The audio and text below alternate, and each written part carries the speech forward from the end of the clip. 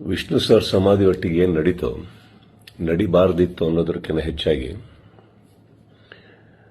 ಒಂದೊಂದು ಅರ್ಥ ಭಾಳ ಚೆನ್ನಾಗಿ ಮಾಡ್ಕೋಬೋದು ಇಲ್ಲಿ. ಏನಂದ್ರೆ ಒಬ್ಬೊಬ್ಬರಿಗೆ ಒಂದೊಂದಿಲ್ಲಿ ನಮ್ಮದೇ ರಾಜ್ಯ, ನಮ್ಮದೇ ಊರು, ನಮ್ಮದೇ ಕಲಾವಿದರು. ಸೊ ಹೀಗಿರಬೇಕಾದ್ರೆ ನಾನೆಲ್ಲ ಅಭಿಮಾನಿಗಳಲ್ಲಿ ಕೇಳ್ಕೊಳ್ಳೋದು ಒಂದೇನೆ, ಇನ್ನು ನಾವು ಓಡಾಡಿದ್ದಾಯ್ತು, ನೀವುಗಳು ಓಡಾಡಿದ್ದಾಯ್ತು, ಎಲ್ಲರಲ್ಲೂ ಮನವಿ ಮಾಡ್ಕೊಂಡಿದ್ದಾಯ್ತು, ದಯವಿಟ್ಟು ಇದನ್ನು ಮಾಡಿಕೊಡಿ, ಸ್ವಲ್ಪ ನೋಡಿ. ಯಾಕಂದ್ರೆ ಒಂದು ಅಳಿಲ್ ಶಕ್ತಿ ಬೇಕಾಗಿತ್ತು ಇದನ್ನ ಈ ಸಮಾಧಿನ ಉಳಿಸ್ಕೊಳ್ಳೋದಕ್ಕೆ. ಯಾರಿಗೆ ಅಧಿಕಾರದಲ್ಲಿದ್ದು ಯಾರಿಗೆ ಆ ಶಕ್ತಿ ಇತ್ತು ಅವ್ರ ಬಗ್ಗೆ ಹೇಳ್ತಾ ಇದ್ದೀನಿ.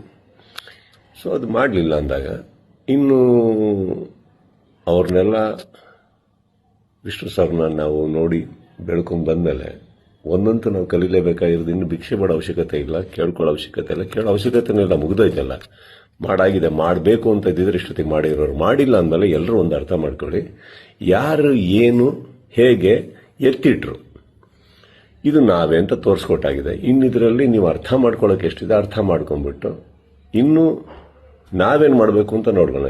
ಈಗ ಮೊನ್ನೆ ನಾವು ವೀರಕಪುತ್ರ ಶ್ರೀನಿವಾಸ ಅವ್ರ ಥರನೂ ಮಾತಾಡ್ತಾ ಇದ್ದೆ. ಅವರು ಒಂದಿಷ್ಟು ಯೋಜನೆಗಳು ಹಾಕೊಂಡಿದ್ದಾರೆ, ಆದಷ್ಟು ದೊಡ್ಡ ಒಂದು ಪ್ರತಿಮೆ ಕಟ್ಟಬೇಕು ಅಂತ ಇದ್ದಾರೆ. ಅದನ್ನು ಮಾಡೋಣ, ಬೆಟರ್ ಅಲ್ಲ? ಅದನ್ನು ಮಾಡೋಕ್ಕೆ ನನ್ನ ಸಂಪೂರ್ಣ ನಾನೇನು ಮಾಡಬೇಕು ಖಂಡಿತ ನನ್ನ ಕಡೆಯಿಂದ ನಾನು ಮಾಡೇ ಮಾಡ್ತೀನಿ. ಎಲ್ಲರಿಗೂ ಒಂದು ನೋವಾಗಿದೆ ಅನ್ನೋದು ಒಂದು ಗೊತ್ತು. ರಾತ್ರಿ ಅದು ನಡೆದಾಗ ಹೇಳಿತನವೂ ಹೌದು, ಮಾಡಿದವ್ರದ್ದು ಬಿಡಿ. ಆ್ಯಂಡ್ ನೋವಾಗತ್ತೆ, ಬಿಟ್ಟಾಕಿ, ಈಗೇನು ಪ್ರಾಬ್ಲಮ್ ಇಲ್ಲ. 10 ನಿಮಿಷ ಕಣ್ಣೀರು ಹಾಕಬೇಕು, 11 ನಿಮಿಷ ನಾವೇನು ಮಾಡಬೇಕು ಅಂತ ಯೋಚನೆ ಮಾಡಿ ಮುಂದೆ ಹೋಗೋದು ನನ್ನ ಅಭ್ಯಾಸ. ನೀವೆಲ್ಲರೂ ಅದೇ ಮಾಡ್ತೀರಾ ಅಂದ್ಕೊಂಡಿದ್ದೀನಿ. ಕೈ ಚಾಚಿದ್ದು ಸಾಕು, ಇನ್ನೇನು ಮಾಡಬೇಕು ನಾವು ಮಾಡೋಣ. ಜೈ ವಿಷ್ಣು ಸರ್. ವಿಷ್ಣು ಸರ್ ಸಮಾಧಿ ಒಟ್ಟಿಗೆ ಏನು ನಡೀತೋ ನಡಿಬಾರ್ದಿತ್ತು ಅನ್ನೋದಕ್ಕಿಂತ ಹೆಚ್ಚಾಗಿ ಒಂದೊಂದು ಅರ್ಥ ಭಾಳ ಚೆನ್ನಾಗಿ ಮಾಡ್ಕೋಬೋದು ಇಲ್ಲಿ. ಏನಂದ್ರೆ ಒಬ್ಬೊಬ್ಬರಿಗೆ ಒಂದೊಂದಿಲ್ಲಿ ನಮ್ಮದೇ ರಾಜ್ಯ, ನಮ್ಮದೇ ಊರು, ನಮ್ಮದೇ ಕಲಾವಿದರು.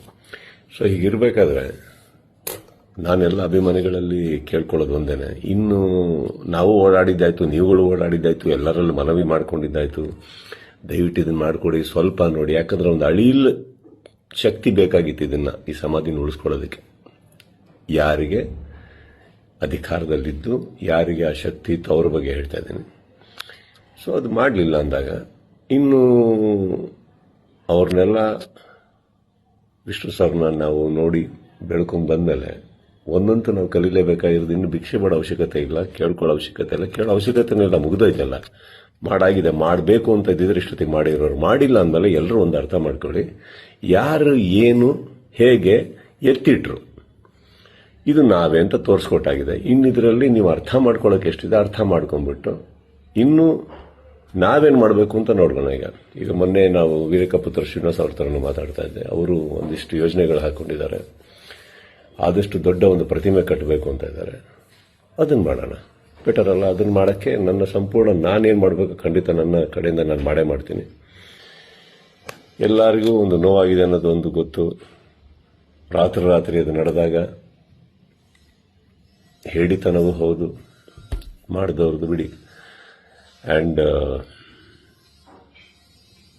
ನೋವಾಗತ್ತೆ, ಬಿಟ್ಟಾಕಿ, ಈಗೇನು ಪ್ರಾಬ್ಲಮ್ ಇಲ್ಲ.